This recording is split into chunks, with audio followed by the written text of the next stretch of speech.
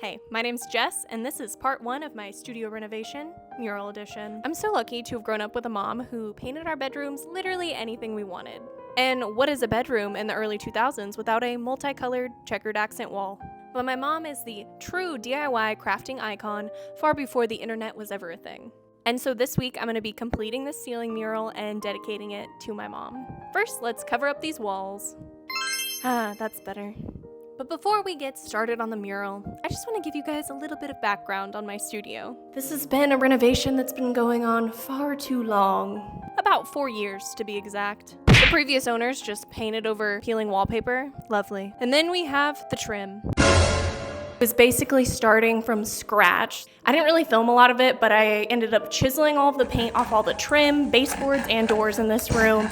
And that was a terrible, horrible process. But here we are. Smooth. It's looking a lot better. But today it's gonna be a little bit more fun. We're gonna be painting the ceiling with the most magical cloud mural that you've ever seen. And here's my inspo. I'm going for something pretty colorful. Have I practiced? No. Does it matter? No. We're just gonna do it. Well, let's get started. I lied. We need to go to Lowe's first and get our paint.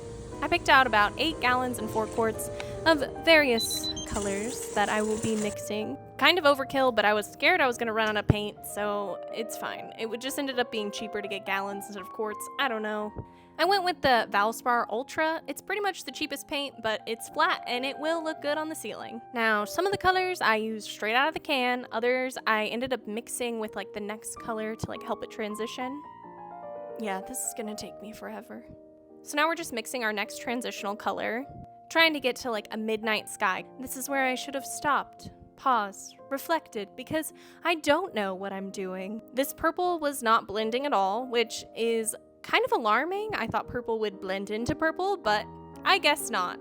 So I decided to add some like warm water and dip my paintbrush into that and sort of like blend the colors that way, but I didn't want it to be blended horizontally, if that makes sense. Like I needed to blend vertically. So I sort of ditched that. Then I added this sky blue color, not loving it, and then it was the end of the day, and I absolutely regretted every decision I ever made starting this mural. I guess if it's not fixable, I can always just paint over it, but I need to finish this mural. I took PTO for this project. We're getting it done in these 3 days if it kills me. I'm gonna just come back and try and reblend those colors tomorrow.